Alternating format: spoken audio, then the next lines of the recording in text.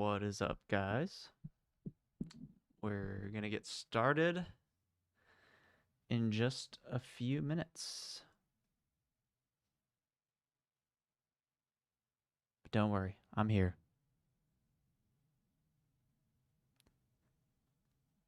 And if you have any questions, feel free to post them in chat.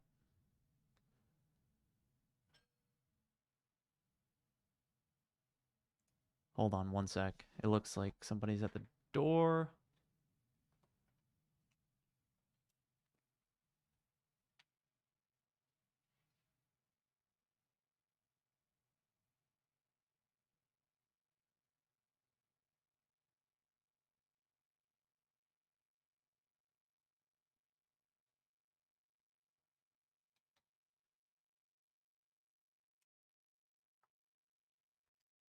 Okay, that's not important. Whoa.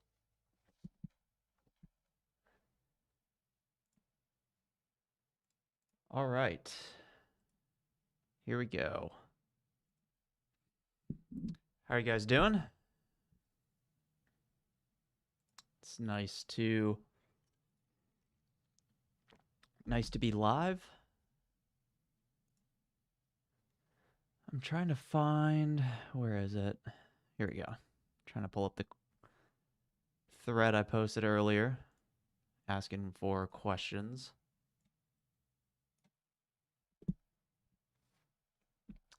But yeah, it is August 8th. Another Sunday live stream. Just going to give a heads up right now. I'll go over it again later, but what is it? Next Sunday, so 1 week from today, which is the 15th of August, I will not be live. I will not be doing a Sunday live stream. I'm moving into a new place. So as part of that moving process, I am going to be setting up my new studio. So I'm not going to be able to stream like usual. And I'll go ahead and show you guys. Yep, see this? See this studio I'm in right now? Yeah, I gotta set this up again. So it's gonna take a minute, but I'm looking forward to it. I'm gonna be in a bigger house. And the good thing is this electronic drum set, try to move a little bit, that's behind me. I'll probably be able to get a actual acoustic drum set. So that's the plan. Unfortunately, I'm in an apartment right now and I have to be mindful of the people around me so that I'm not that annoying neighbor that's banging on drums. So I have the electric kit, but even with the electric kit, I have to be mindful. Like, I'm not going to drum at 9 o'clock at night, which, you know, if I lived in a house, I might do that, but I have to be mindful. And Fried Rice says, paint the wall green. That is the plan. So, yeah, I have this giant cloth green screen behind me that is, how is it attached? Thumbtacks. That's the word I'm looking for. So in the new place, maybe for the first stream or two, we'll see. I might reuse that green screen behind me, but long term, that is the plan, Fried Rice, to paint the actual room green. So I'm just not 100% sure how good it's going to work. I mean, I would imagine it's going to be better than cloth, but even the cloth, like, one of the issues with having this cloth green screen is it has to be relatively tight, because if there's any folds in the fabric, then it creates shadows and creates a green screen effect that isn't super ideal. I've got it pretty good here, but you can even see, like, on the cymbals, on the hi-hat, it gets a little fuzzy.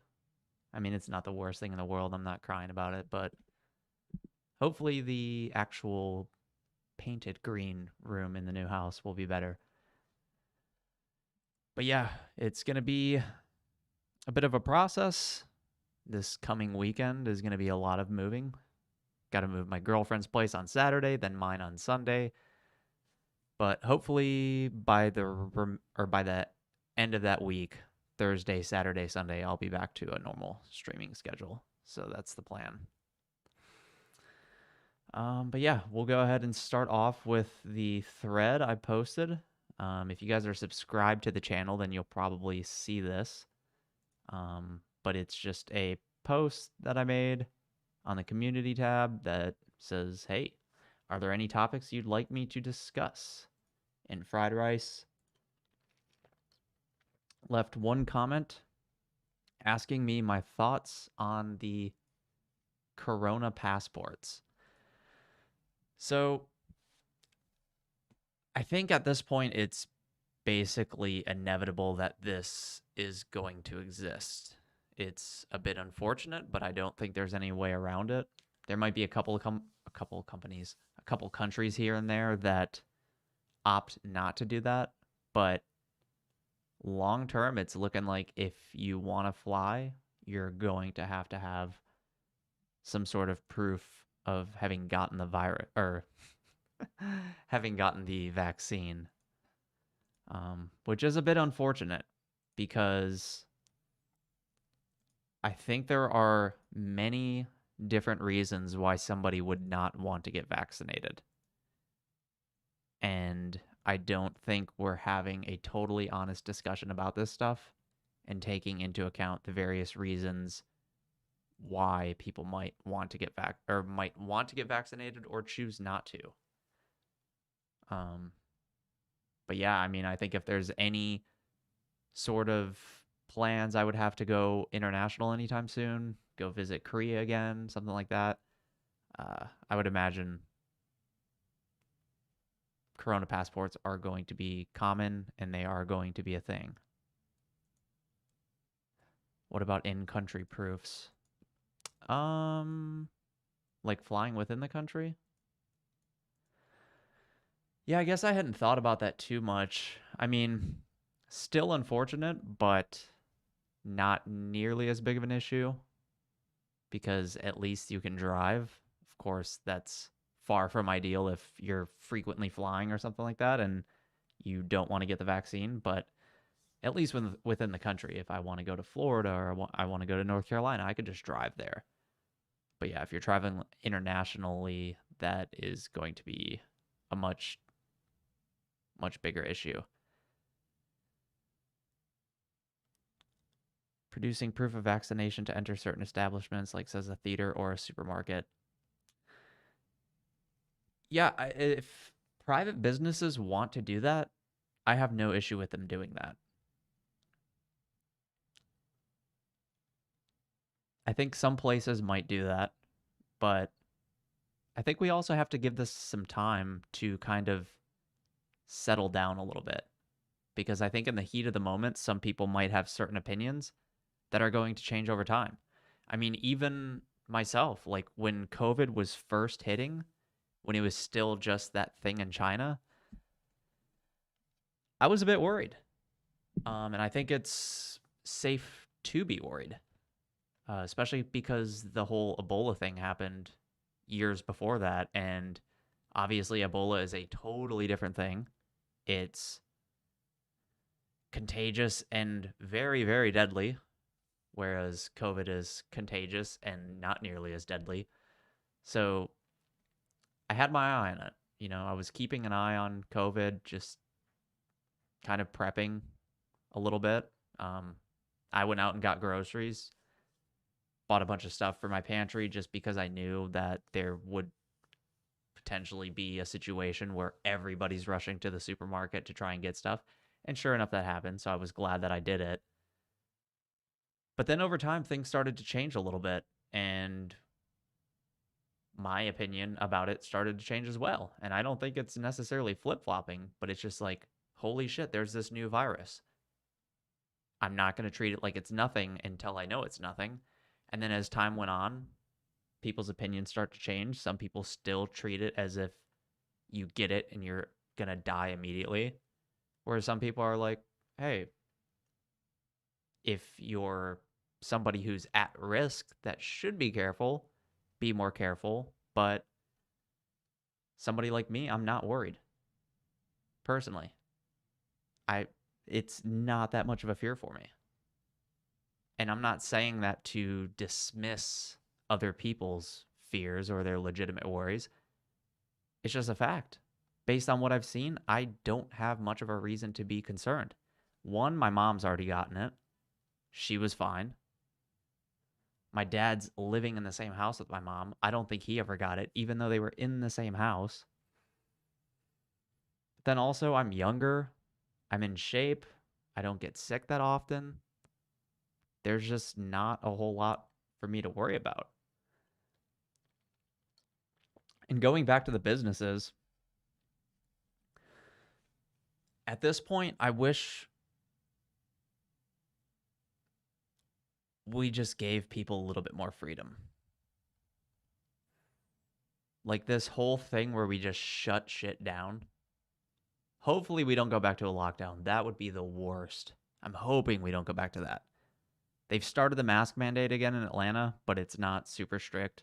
I haven't been wearing a mask. I'll go into stores. Nobody says anything. I'm going to go to Publix after this, get some groceries. Not going to wear a mask. Nobody says anything. But if a private company said that they required it, I would do it. I'm not going to make that much noise about it. But I also just wish that places had a little bit more freedom. Like, I wish if you're a yoga studio, why not be able to say, hey, we're having classes on Sunday. We're going to have one at 3, one at 4:30, one at 6. We're not requiring masks. If you don't like that, don't come. Or you're not required to wear a mask. Enter at your own risk. This thing where we're mandating shit nationwide or statewide, not as big of a fan. Stocked up on toilet paper, huh? No, toilet paper was the last thing I stocked up on. I never got that. Like, if shit was really that bad, where, let's say we were so scared that we're just staying inside of our houses, we don't go outside. Toilet paper is not that much of a concern for me. I'll just take a shit and take a shower. Not that big of a deal. I wanted actual sustenance. I wanted like food because the way I shop most days, I don't buy groceries for like weeks on end. I buy groceries for a couple of days. Once I run out, make a quick stop by the grocery store, usually after I'm done with the gym, buy a couple more. So I buy food for a couple of days. And I mean, usually it's because I'm buying fresh stuff. I don't buy a lot of canned food. I don't buy a lot of boxed food. I'm buying meat, vegetables, things that typically go old. So it just doesn't make sense for me to buy groceries for weeks on end. And also, when you do it like that, you also snack a little bit less. So I just buy what I need and go home. But the other reason why this is really irritating, this whole COVID situation, and I didn't know this until a couple of days ago. Check this out. Rogan was talking about this on his podcast. I think he was also trending yesterday. Let's see if he's still trending. Rogan? No. But if you go here, you'll see a bunch of people losing their fucking minds over Joe Rogan. But he mentioned this stat the other day on his podcast. That's insane. CDC, and this is from March this year. CDC study finds about 78% of people hospitalized for COVID were overweight or obese. How is this not on the news every day? I will go to YouTube on my couch. I have an Apple TV. I'll pull up YouTube and I never watch the videos, but I get the recommended videos. News. Here's all this shit you should watch. And it's like the Epsilon variant, the Delta variant, the Foxtrot variant. It's like all this stuff about all these different variants of COVID. And nobody talks about this. 78% of people hospitalized are overweight or obese. And we're talking about masks. We're talking about hand sanitizer. Like, we should be talking about this. 80% of people hospitalized for COVID, overweight or obese. That's a big fucking deal. Maybe this should be like, shouldn't this kind of start a movement in America? Like, I feel like we saw the same thing with Pokemon Go. Do you guys remember that? When Pokemon Go came out, there were a bunch of people that were finally going outside. They finally had a reason to go outside because they needed to go to a park because they knew that's where Gyarados was and they wanted Gyarados. So they would go out to the park, walk around, catch their Pokemon. And in the process, when they finally got outside, finally got some sunlight, some fresh air, a lot of their mental health problems started going away. And I'm not trying to diminish mental health in any way. I think it's totally a valid conversation to be having. But all of these people that are like, I just feel like shit all the time. I'm so depressed. I'm so anxious. They have all these problems. And then people will give them a potential fix. And I think part of the reason people get irritated by it because it sounds condescending in a way because it's so simple. It's like, hey, go on a walk. They're like, you don't understand. I can't go on a walk. I don't have any desire to go outside. I'm depressed. It's like, I know. But if you go outside, if you just give it the effort, go outside, you might feel better. And then sure enough, they all did. I think we should be having a similar movement right now. Like, hey, being overweight or obese isn't good for you. Especially when you look at this. Imagine if this came out like day one, when Corona was still in China. If we were like, oh, hey, by the way, what we've seen in China, most of the people being hospitalized that get it are overweight or obese. We'd be like, oh, shit, okay. So there's a certain segment of the population we need to focus on. But instead, we act like the virus is the issue here. I think the virus is an issue, but we also need to realize, hey, if 80% of people in hospitals are overweight, maybe we need to address that as well. Let's take public health into account. Let's take preventative measures if they work. Let's discuss all this, but let's also not ignore the elephant in the room. I mean, they were showing some clip I saw on YouTube the other day. One of the few ones I did click, but only because it was this performative bullshit that they were doing. This guy that was in the hospital, and I feel bad for the guy, of course. He might have kids. Like, you don't want the guy to fucking die. But he's sitting there talking about how he didn't get the vaccine. Now he wishes he got it, and he's urging everybody who's watching to get it. He's a big dude.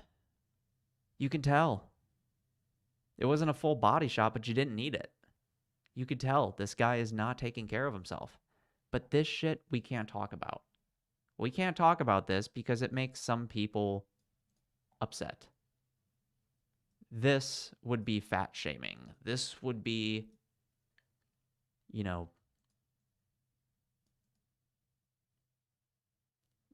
being insensitive and offensive to other people's lifestyles. Like, look, I was a chubby kid. When I was in junior high school, part of the way through high school, I was a chubby kid. I wasn't morbidly obese. But as far as I'm concerned, if you're fat enough that people mess with you, you know what it's like. I wasn't 600 pounds, but people fucked with me in school. I know what it's like. Then eventually, I got my life together. And I can tell you, life is so much better when you finally decide to start exercising, when you finally decide to start making health a priority. And it's not just for stuff like this. It's not just because I'm not as worried about getting COVID. People respect you more. People treat you better. People are nicer to you. Girls are nicer to you. Guys are nicer to you. Every aspect of my life has gotten better. And the only reason I did it mostly was because of, I don't know. I think it was Joe Rogan, honestly. I was just always listening to his podcast at the time. He was always talking about working out. And finally, I was like, dude, you should probably get it together. Let's go to the gym. And then I did it, and it was the best decision I've ever made. Let me catch up on chat. My grandmother had like a room packed filled with toilet paper, and I never understood why. Yeah, I like. Do people not shit and shower? Like it's paper towel's the worst of my worries. Frost 2020. Side note: you are so handsome. Thank you. Is this in the U.S. or in the world? Good question. Let me check. About 78% of people who have been hospitalized, needed a ventilator, or died from COVID-19 have been overweight or obese. Just over 42% of the U.S. population was considered obese in 2018, according to the agency's most recent statistics. That's, man, 42%? Is that actually your room? No. I'm in my room, but this background is not my room. If you want to see the actual room, this is expectation. This is reality. It's not that glamorous.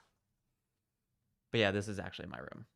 I just don't feel like talking in front of a green cloth, so thought I'd make it look a little bit cooler. All right, so it's not super clear. I'm guessing it's America. An overwhelming majority of people who have been blah, blah, blah. Among 148,000 adults who have received COVID-19 diagnosis,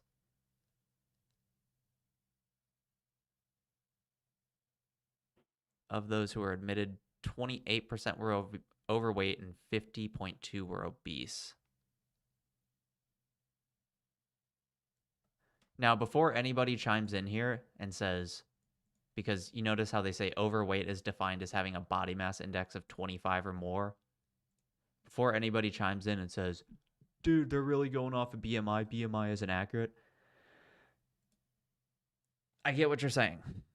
A lot of people who work out will poo-poo BMI as not being accurate, and I get what they're saying, but they're also outliers. Like, yeah, if you go into the NFL, if you go into the NBA and you do BMIs, it's totally inaccurate because those guys are like 6'7", they weigh 250. Yeah, technically they'll be overweight, and they're obviously not. But those are outliers. Those are not the norm. When we're talking about your average office workers, your average hourly workers at various jobs, it's pretty fucking accurate. There's not a whole lot of people. If you go into an average office, let's take a walk over to the accounting department. You really think there's going to be like a ton of people who are overweight on BMI, but really they're super strong and could do like a 500-pound deadlift? Probably not. But that's what people go to whenever they're like, BMI isn't accurate. They're like, I worked with a guy, he was 210 and could deadlift 450. It's like, okay, that's not most people. Those are little outliers. And the people who know that BMI doesn't apply to them, or the people who BMI doesn't apply to, they already know it. But for the average person, it's pretty accurate, I would say.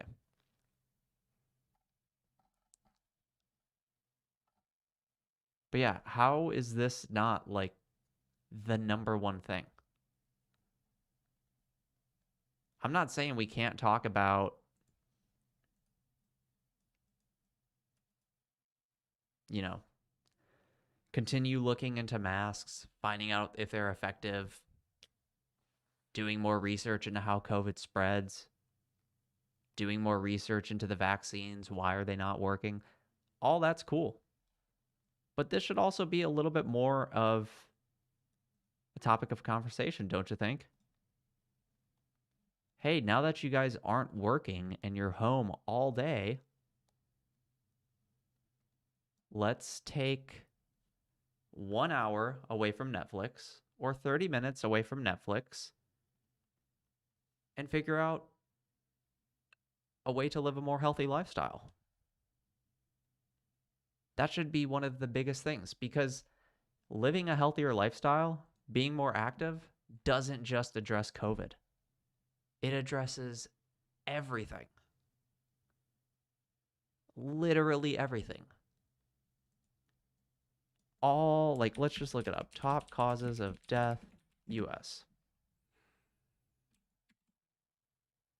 Heart disease covers it. Cancer covers it. Accidents, obviously not. Respiratory diseases, probably.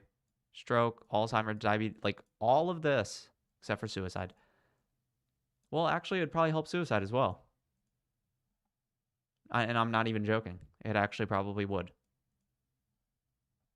So these are the top causes of death. If we could reduce the number of overweight or obese people in America, this helps basically every item on this list. And I'll zoom in for you guys. It helps every single item on this list. But we're at such a stage in society right now where you can't bring that up. You can't say, hey, we have a weight issue in America. We have a lifestyle issue in America. We have a sugar problem in America. You can't do that because that's offensive or you're being a dick or whatever. It's like, no, maybe there's some legitimacy to this. And you know there's legitimacy because every new year, everybody has the same goal, right? This is something that is very important. And while we're on the subject, let me just go over my own journey over the past 2 months. Let me pull up my chart real quick. And also let me show you kind of where I was. Whoops. Hold on. Instagram. Nope, that's the wrong Instagram.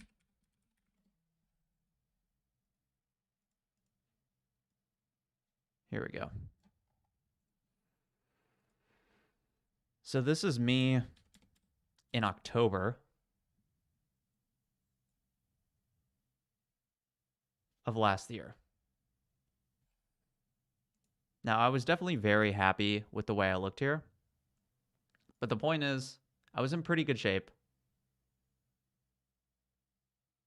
But let me show you what I've done over the past 2 months.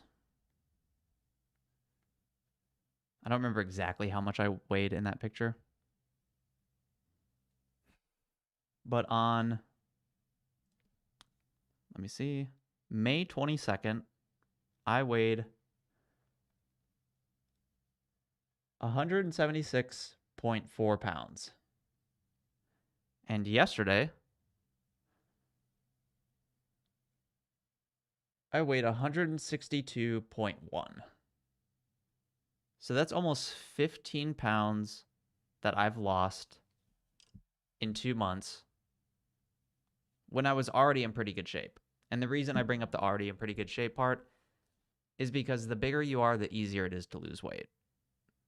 Very small changes can have very big effects. You know, it's like if you look at Mr. Olympia or the Arnold Classic, all these super jacked bodybuilders, or even like the UFC, when those guys are cutting weight, it's hard for them to lose weight because they don't have a ton.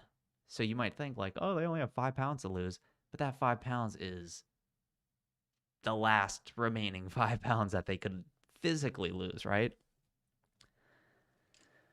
So the point is that the bigger you are, the easier it is to lose weight, not from like a willpower perspective, but from an actual like physiological level. But all I've done there to lose that 15 pounds in 2 months, I mean, I'm still working out. I always work out.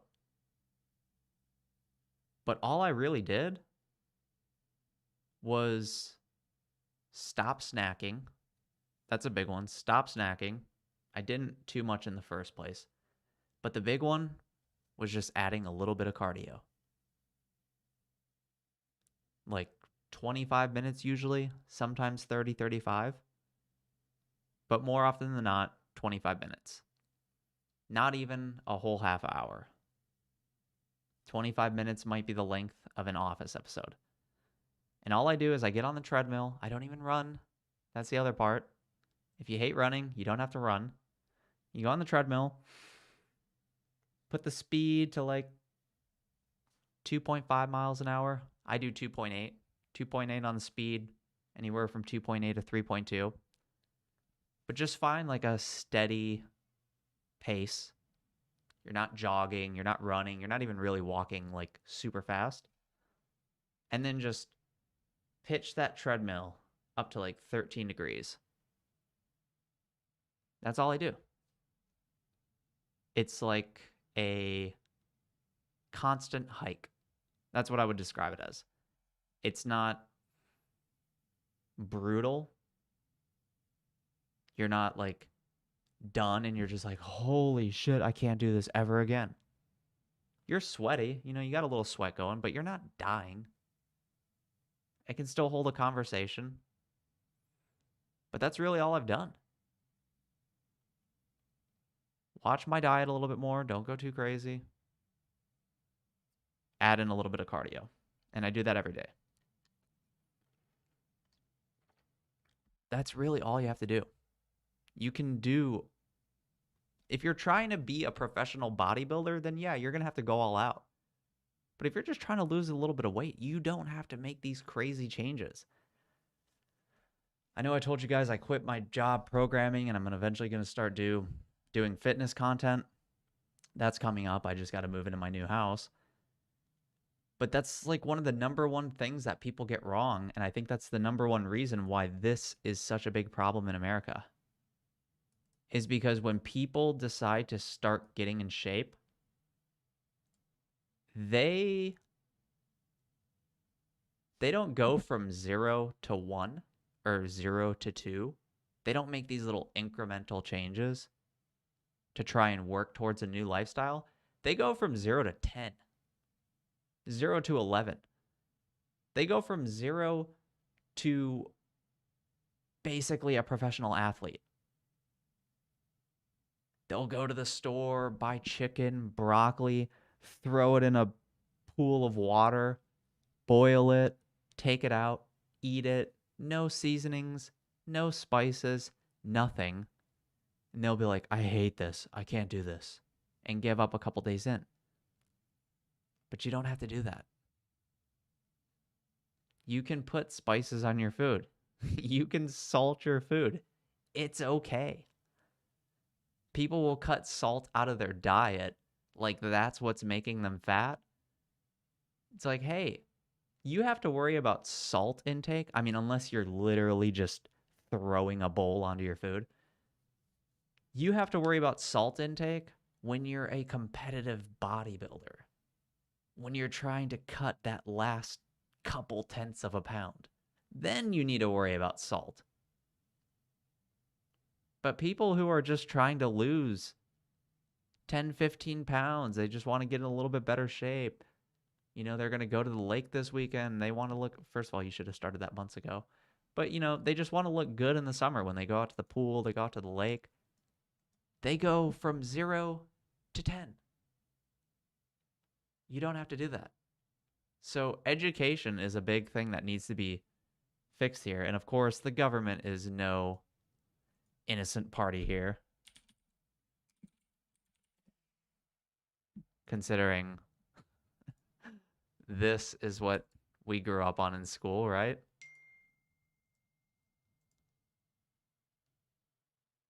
Oh, this is actually a slightly better food pyramid. Where's the old one? Where's that piece of shit?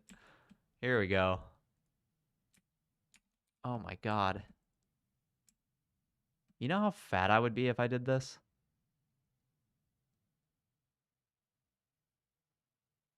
If I had 6 to 11 servings of bread, cereal, rice, and pasta a day,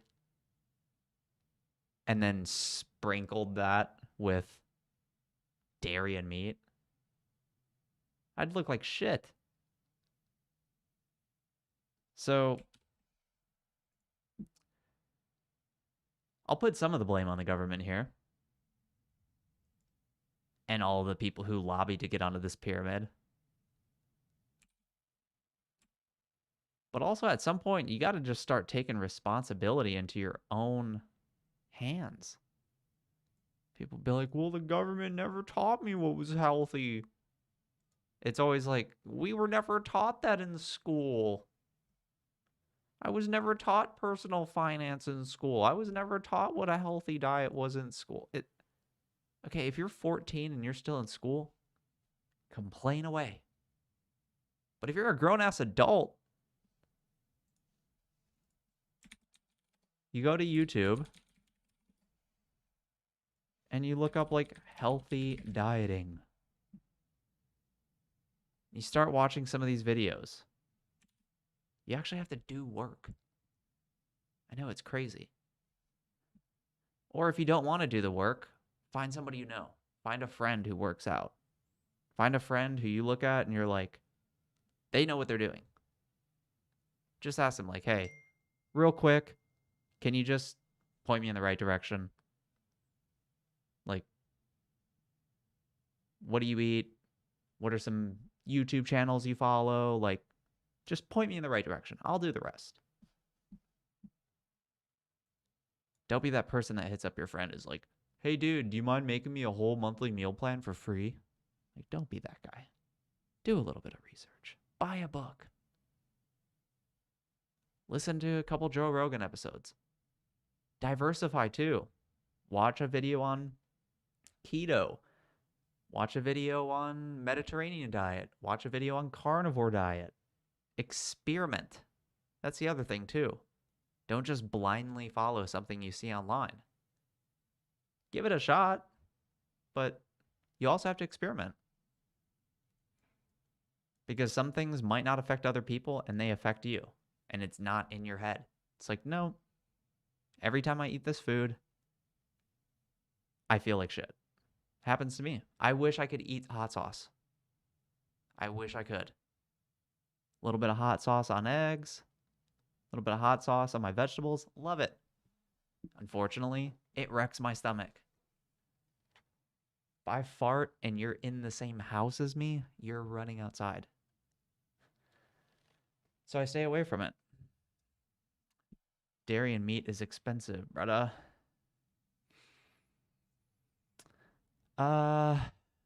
Yeah, I mean, it can be. Can also just get cheaper cuts too. It also depends where you live as well. So, but dairy, I also don't really mess with dairy much anymore. Not that I feel bad necessarily. It's not like I have a glass of milk and I just feel like shit or anything like that. Every once in a while, I'll have a coffee. I'll have like a latte or a cappuccino. So I have it every once in a while. But it's just one of those things where, from what I've read, most people are lactose intolerant and they don't even realize it. So I just stay away from it.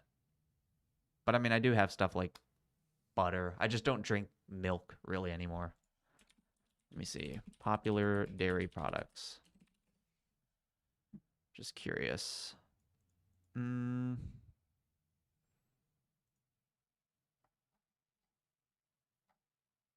Yeah, so like milk very infrequently. Every once in a while with like coffee, I'll have it.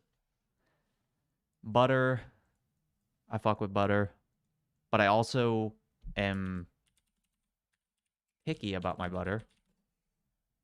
So I get Kerrygold butter. This is the best shit ever. Grass fed, high quality stuff. Tastes amazing. Um, Salted in gold, unsalted in white.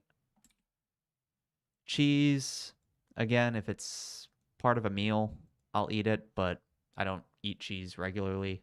Yogurt, I don't eat yogurt all that often. I did have it last week a few times. What is the name of that brand? Siggy's yogurt. I think that, yeah, this one I get. But with that said, I don't get this 0% milk fat bullshit. Hold on. You guys can't see that. Uh,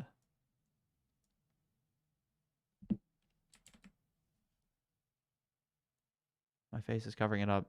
I don't get the 0% milk fat. If I get it, I usually get the, um, where is it? There's one that's like super high fat.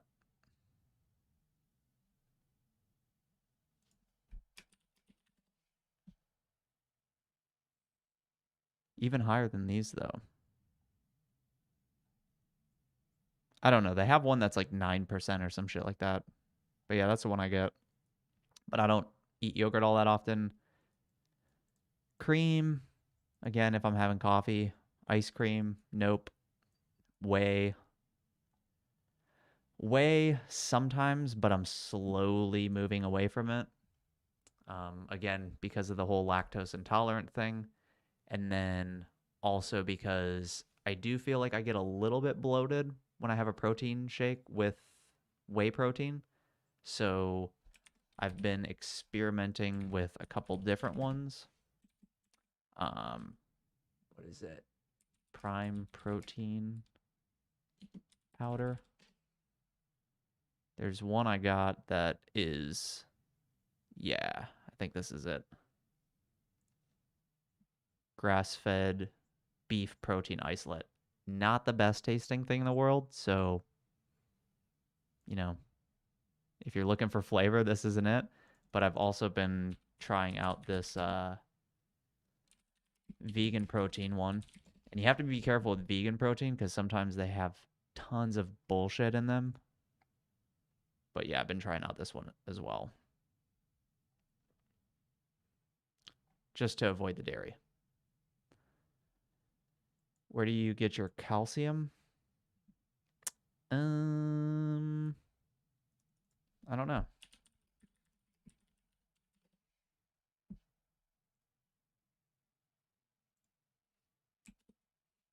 Let's see.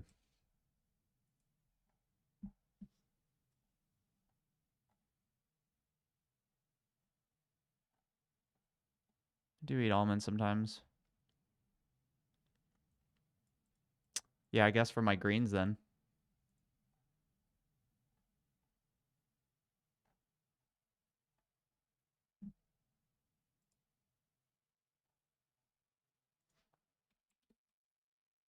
But calcium usually isn't one of those things where I'm like at the grocery store, like, oh shit, I need a calcium food. Is that butter really that much better than regular butter? Like Challenger butter? Never heard of Challenger butter. Oh, that one.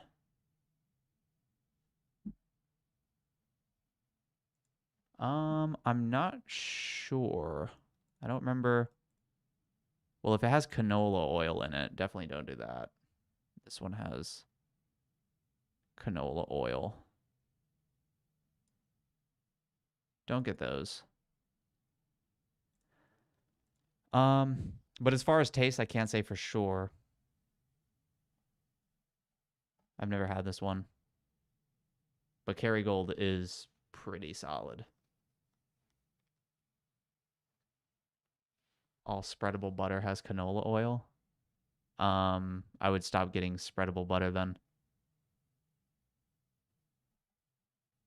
Kerrygold does not have canola oil. Kerrygold is pure Irish butter. It's literally just butter.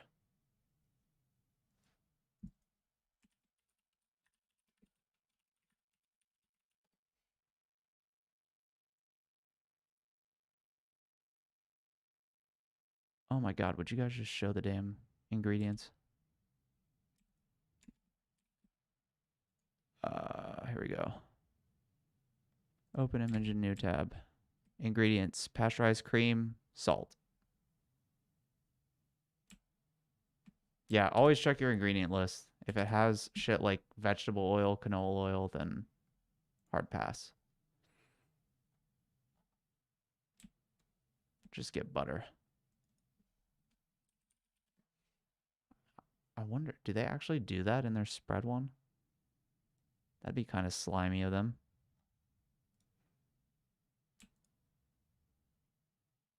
Oh, they do. Yeah. Don't get this one. Get this one. Get this shit out of my face. Yep. Yeah, if you get this spreadable one that doesn't have canola oil, it's literally just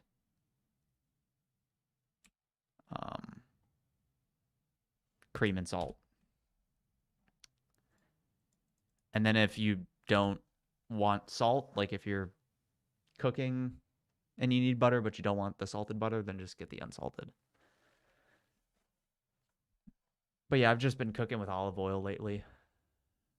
Every once in a while, I'll use butter. Like if I'm making eggs, sometimes I like to use butter with my eggs.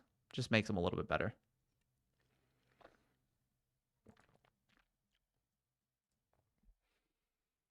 But yeah, this is the conversation we should be having. Like if you want to seriously fight COVID, I would think one of the best ways is to make sure that your own body is as resilient to something like COVID as possible. And obviously, modern medicine is a great thing. And I love the fact that when something like this happens, we can get a bunch of people on board trying to find a vaccine for it as quickly as possible. But also, it's experimental medicine. Some people have side effects that last for a very long time. Some people lose your taste, your smell. Like, this isn't risk free. But people will tell you, oh, you should take it. It's for the betterment of everybody. It's like, hey,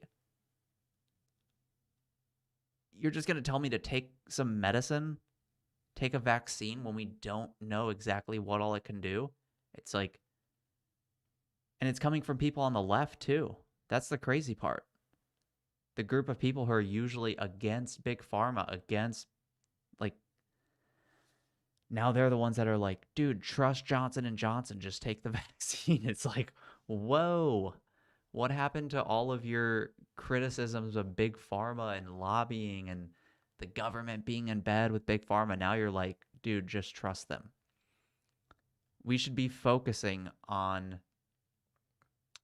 solutions, or at least it should be in the conversation. I'm not going to say it should be the number one thing we talk about, but we should at least be having the conversation. Like, hey, if you're overweight, address that, fix that.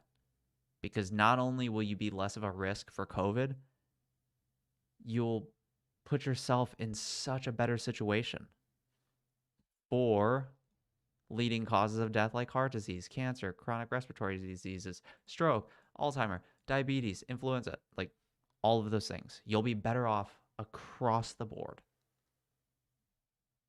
But that conversation just isn't happening.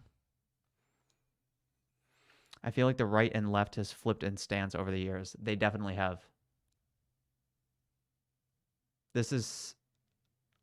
I noticed it myself years ago because I used to always wonder, or it was always weird to me when we were in school growing up, when they would talk about Republicans and Democrats, and they would say, oh, back in the day, Republicans used to be Democrats and Democrats used to be Republicans. And it just never made sense to me. I'm like, how did they just flip? Like, did they just one day wake up and say, hey, can we use Republican? Yeah, we like Democrat anyways. And then they just switched? Like, it never made sense. But now we've seen it happen with this culture war. You know, it used to always be that it was Republicans or conservatives who would have more to say about art and criticizing art. Oh, that's too raunchy. The social fabric of society is being torn apart. And they still do that to a degree. But now you have people on the left who are policing art more than anybody. They're policing art, also known as creative expression. You know, you'll have somebody who's working on their own comic that they post on their Instagram, or, you know, they post some thing on their Twitter about some art they're making, and then they get torn apart. Where's the representation? Why is everybody in your comic skinny? Like, hey, how about you let this person make the art that they want to make? They're like, it's not about that. It's about representation. And now they're wanting to control them. Whereas now it's more likely that the conservative will be like, I think their art sucks. They probably wasted too much money on art school, but let them make what they want to make. Take a vax for a virus with a 99% survival rate. Don't get me wrong, I'm not a COVID denier. My aunt passed away from it. I'm just questioning the overall narrative. Yeah, I mean, I'm with you. Like, there are people I know who I think should take it seriously. But I don't need to take it seriously. Right? There are people that even if they came to me, I would be like, hey man, considering your current state of health, considering your prior health history, considering all these conditions, you might want to mask up.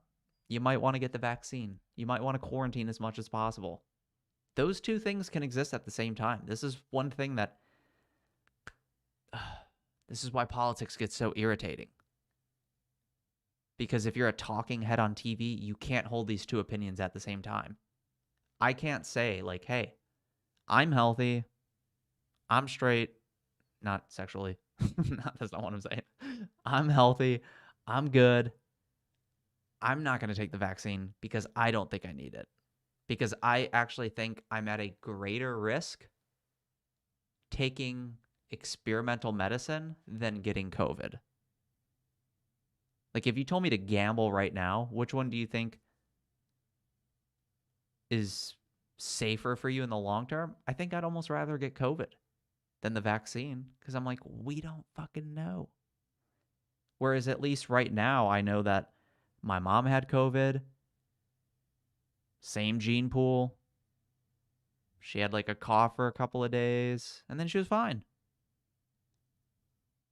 I can have that opinion, but then also have the opinion that if I was somebody else with their medical background, their current lifestyle, their current situation, that I would take it. But you can't do that. It's like, hey man, pick a side. Are you pro-vax or anti-vax? It's like,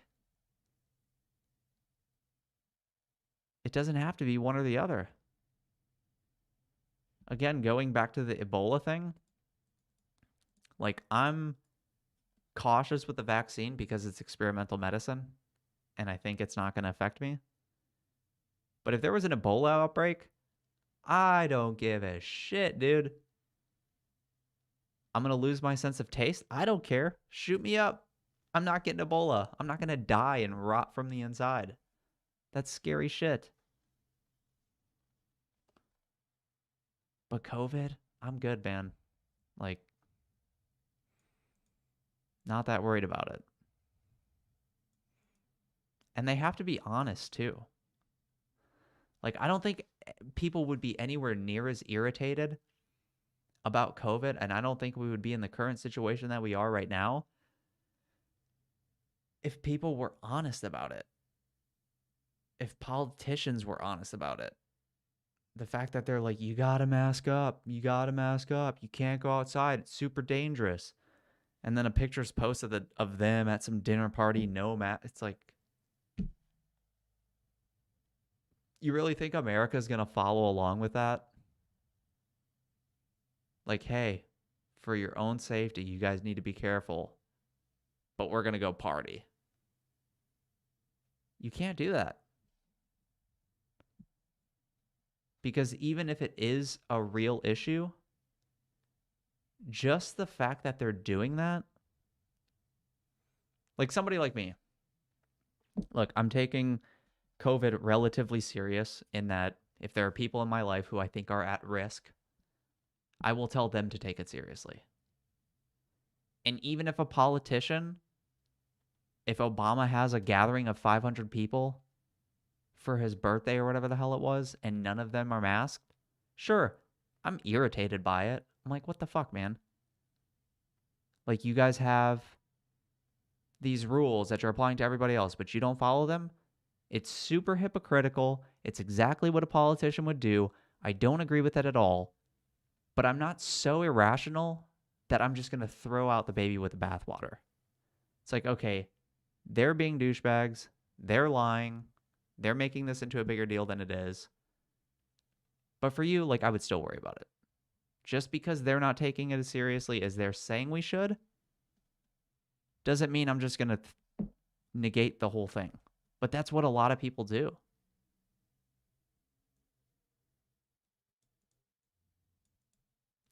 Politician does some dumb thing, and then rather than just treating that as an isolated incident or one politician being a dumbass, then it starts to become, which camp are you in? Pro-vax, anti-vax.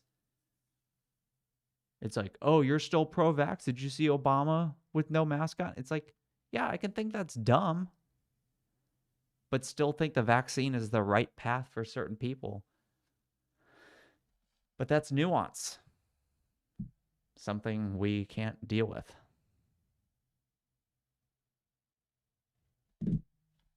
Sorry, getting a text about our house. Yeah, that was hilarious. Drives me crazy, man. But that's the thing. If they led by example, I don't think we would be in this situation. If they were like, hey, we need to take this seriously. And then Obama's like, hey, it's my birthday, man. I wanted to have a party, but I can't. But instead, they're like, hey, you guys need to stop going on vacations. Can't even have people over for Thanksgiving. Christmas is going to have to be alone this year. Immediate family members over.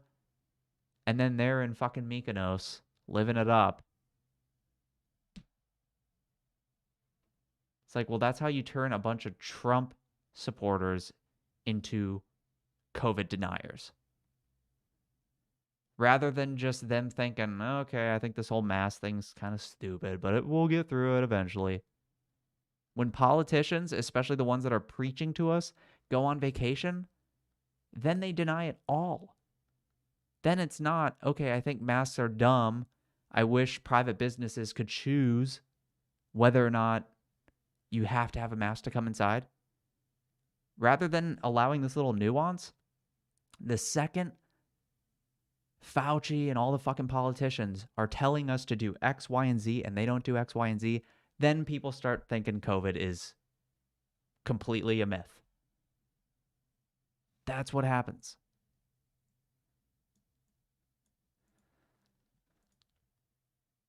And on one hand, I wish they'd be a little smarter about it, but I just don't blame them either.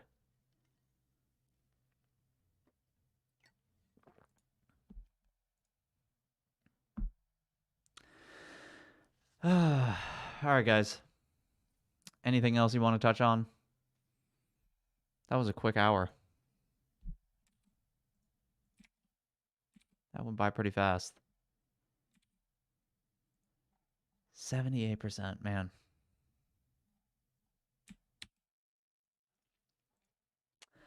All right. Well, like I said, I next Sunday, a week from today, the 15th, I'm moving into my new house this weekend. See this? Moving into my new house. So next Sunday, I'm not going to be able to stream because we're going to be moving everything in, unpacking, all that stuff. So next Sunday, I will not be able to stream, unfortunately, but I will be the following week after that. Olympic results. I didn't watch it as much as I usually do, but most of that's because it was in Tokyo. It always sucks when the Olympics is on the other side of the world because then it's like you either wake up super early and watch it or you stay offline for the entire day. It's so much better when it's like Rio or Salt Lake City because then it's like on when you expect it to. USA beats China in gold medal count at last minute. I saw we beat them. I didn't know it was last minute though. And the least watch Olympics. Yeah, it didn't seem like there was as much buzz this time. And I don't know if it's just because of COVID stuff or the time zone thing. I'm not sure. But yeah, it didn't really seem like there was nearly as much buzz this time around.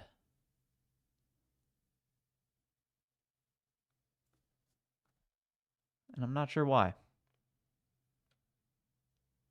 I know for me it was purely time zone. If this was taking place in LA or I don't know, Chicago, I would have been all on it. But it was just and there were a lot of events I wanted to watch. I mean, Summer Olympics is a good one. I wanted to see men's and women's gymnastics. I wanted to see how Simone Biles was going to do, even though she ended up pulling out for most of it. Um, Track and field is always interesting to watch. 3-on-3 basketball is not very entertaining at all. I kept up with men's basketball just to see how they would do. And they won gold, so that was cool. What else was new this year? Some of the BMXing and skateboarding was cool, but yeah, there just wasn't as much buzz this time around. I'm not sure why.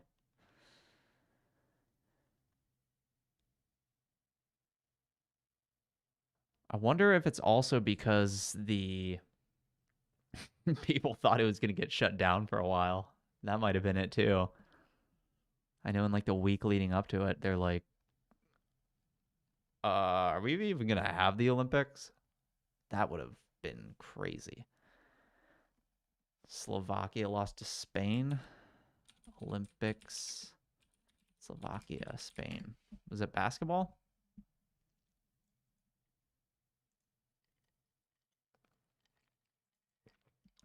I mean, France, not Spain.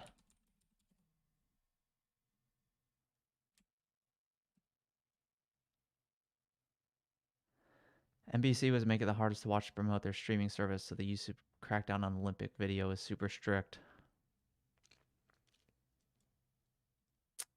Yeah, that's the other thing too. I did notice that.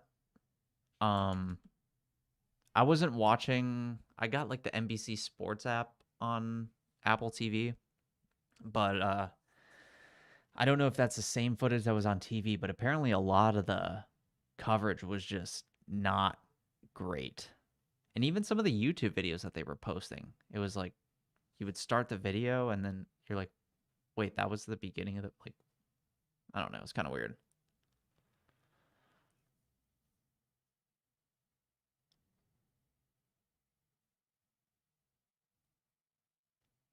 Basketball, 90 to 89. Hmm.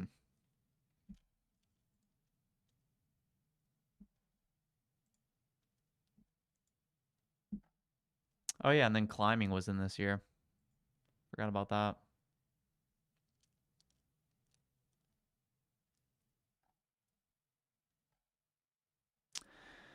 All right, guys. I'm gonna end this there. Like I said, Next Sunday, I am not going to be around, moving to my new place, but I will be back the week after. If you guys want to stay up to date, you can follow me on Instagram, clo5ure. I post on there. I'll let you guys know if I'm running into any issues in the move. But yeah, everything should go pretty smooth. So I'll see you then. And I'm still waiting on this phone call, so we'll see if they get to me.